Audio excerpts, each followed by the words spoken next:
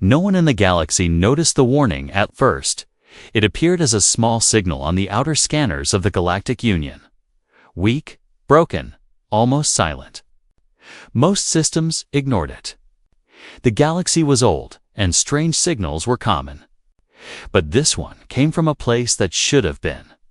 Empty. Human space. Humans had been banned for more than 200 years. The Galactic Union believed the galaxy was finally at peace. Trade routes were open. Old wars were forgotten. Powerful species ruled with calm voices and strict rules. They believed order was everything.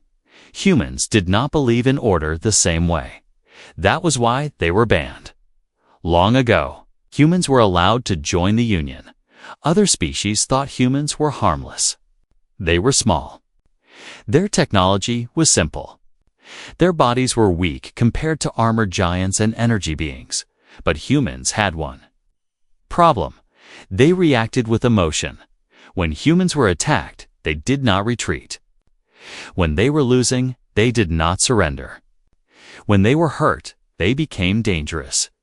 During a small border conflict, humans refused to follow Union commands. They protected a colony that the Union had decided to sacrifice.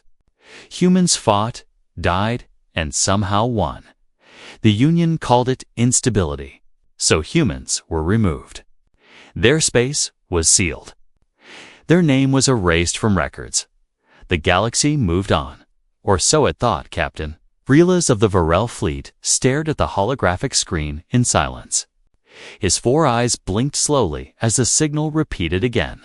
Source confirmed. He asked. Yes, Captain, the navigator replied. It is coming from the banned zone. Human territory. The bridge grew quiet. That is impossible, another officer said. Humans cannot leave their space. Aurelius folded his claws. Nothing is impossible, he said. Only unexpected. The signal changed. It was no longer a warning. It was a message. On the edge of human space, something ancient awakened. It had no name in modern languages. It had existed before most stars were born. It traveled slowly, hiding between dimensions, feeding on weak systems. It waited for peace. Peace made the galaxy soft. The humans felt it first. Their sensors were old, but humans watched everything. They noticed stars going dark. Colonies went silent. Ships vanished without battle signs. Humans did not ask permission. They prepared, on a small human outpost. Commander Elias Grant stood before a broken window, watching a distant star flicker. It's here, he said quietly. Behind him, officers moved fast. Screens showed damaged systems, lost signals, and unknown energy patterns. This is not a raid, Elias continued. This is a war. A young officer hesitated. Sir, should we inform the Galactic Union? Elias turned around. His face was calm, but his eyes were tired. They won't listen, he said. They never do. But they must know, the officer said. Elias nodded slowly. Then we make sure they cannot ignore us. The first attack did not happen in human space. That was the shock. A peaceful trade station near the Union core suddenly vanished. No explosion. No warning. One moment it existed. The next moment it was gone. The Union panicked. Fleets were dispatched. Scientists argued. Leaders blamed each other. Then more stations disappeared. Worlds went silent. The enemy did not speak. It did not negotiate. It did not demand surrender. It erased. Captain Rillas watched a planet fade from the map. Casualties? He asked. Total loss, the officer replied. No survivors. Rillas felt something unfamiliar. Fear. This is not a normal enemy, he said. Call the council now. The Galactic Council gathered in emergency session. The great hall filled with light and noise. Species from across the galaxy argued loudly. Some demanded stronger weapons. Some wanted to retreat. Some denied the threat completely. Then a forbidden word was spoken. Humans. The hall froze. One elder stood slowly. "Do not mention them," she said. "They are irrelevant." At that moment, the lights flickered. A single transmission broke through the Council's protected system. Old encryption. Human design, the screen activated. A human appeared. Commander Elias Grant stood in the image. His uniform was worn. Behind him, sparks and alarms filled the background. "Galactic Council," he said calmly. "You are under attack." Anger exploded in the hall. "How dare you speak here?" One counselor shouted. "Your kind is banned." Elias nodded.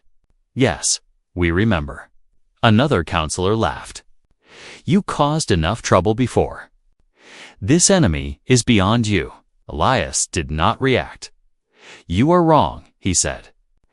"This enemy is exactly why we were dangerous." The laughter stopped. Elias continued. "This war began in human space. We lost colonies, ships, millions of lives." The council went silent. "We fought back," Elias said. "We learned. We adapted." A massive shape appeared beside him on the screen. An image of the enemy, dark, endless, unclear. "This thing feeds on fear and delay," Elias said. "You waited. That is why it reached you." The Supreme Elder leaned forward. "If you knew, why did you not warn us sooner?" Elias looked directly at the camera. "We did," he said. "You ignored the first signal." Silence filled the hall. Suddenly, alarms screamed across the council station. Defense systems failed. Shields weakened. "It's here," someone shouted. The enemy had reached the heart of the Union. Panic spread fast. Elias's voice cut through the chaos. "You have two choices," he said. "Continue pretending humans do not exist, or let us fight." The Supreme Elder hesitated. "Why would we trust you?" Elias paused. "Because," he said quietly, "we are already fighting." The transmission ended.